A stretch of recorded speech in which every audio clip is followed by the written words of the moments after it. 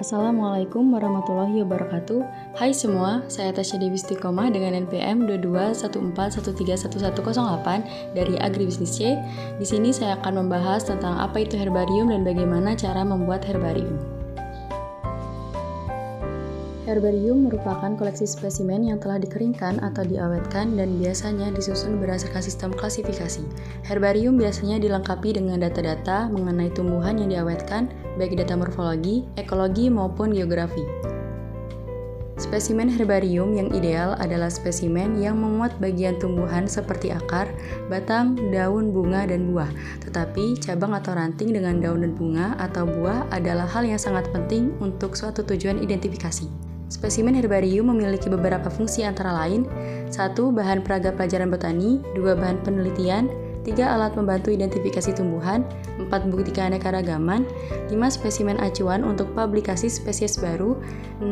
Pusat referensi, 7. Sebagai pusat penyimpanan data, 8. Sebagai koleksi pribadi, dan 9. Sebagai arbitrar untuk nama spesimen yang benar. Herbarium memiliki dua jenis metode, yaitu herbarium basah dan herbarium kering. Herbarium basah merupakan spesimen tumbuhan yang telah diawetkan dan disimpan dalam satu larutan dan digunakan untuk spesimen yang berair dan lembek, misalnya buah. Sedangkan herbarium kering adalah awetan yang dibuat dengan cara pengeringan, namun tetap terlihat ciri-ciri morfologinya sehingga masih bisa diamati dan dijadikan perbandingan pada saat determinasi selanjutnya.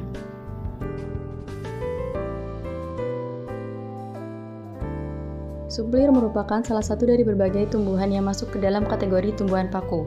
Tumbuhan paku atau Pteridophyta ini merupakan tumbuhan yang dapat hidup dengan mudah di berbagai macam habitat, baik secara epifit, terestrial, maupun di air. Tumbuhan suplir merupakan jenis tumbuhan paku yang mempunyai struktur daun saling bertumpukan satu sama lain.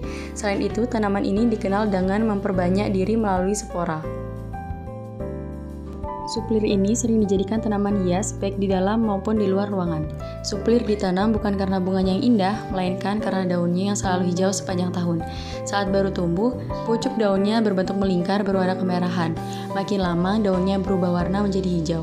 Orang Prancis menyebut pucuk muda ini dengan sebutan chevelure yang artinya kepala rambut. Beberapa jenis suplir saat masih muda memang terlihat berambut. Kata ini kemudian berubah menjadi suplir di Indonesia. Morfologi suplir. Pada suplir akarnya serabut, tumbuh dari rizoma yang pakalnya rimpang, tegak, dan berwarna coklat. Batang suplir berupa rimpang karena umumnya arah tumbuhnya menjalau atau memanjat. Bentuk batangnya bulat panjang, permukaan batang yang halus, ukurannya kurang lebih berdiameter 1 mm, warna coklat, dan percabangan monopodial. Jenis daun pada suplir adalah majemuk, tulang daunnya menyirip atau sporofil atau daun fertil, yang fungsi utamanya adalah menghasilkan sporangium. Daun suplir berwarna hijau dan biasanya hampir semua sporofil juga berfungsi sebagai organ untuk fotosintesis. Suplir tidak menghasilkan bunga dalam daur hidupnya. Klasifikasi suplir.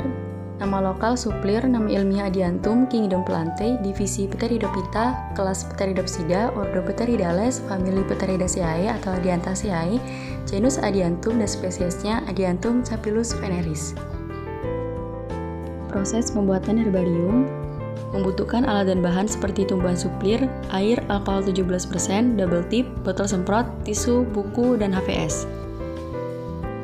Untuk pembuatan herbarium, ambil suplir yang segar dan lengkap bagiannya.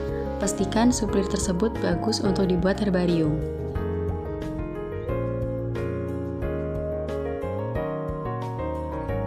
Selanjutnya, bersihkan akar dari tanah hingga bersih menggunakan air. Jika sekiranya sudah bersih, lap akar menggunakan tisu hingga kering.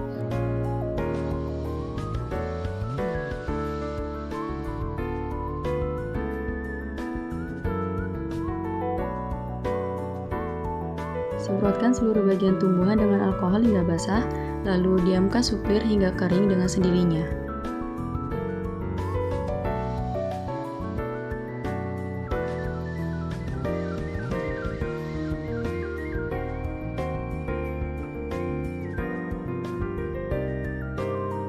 Lalu untuk tahap selanjutnya, siapkan buku dan HVS, lalu masukkan suplir ke dalam buku tersebut, lalu tutup buku, dan biarkan selama kurang lebih 1 bulan.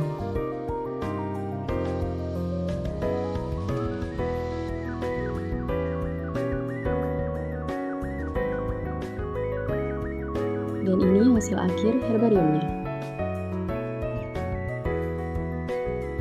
Wassalamualaikum warahmatullahi wabarakatuh.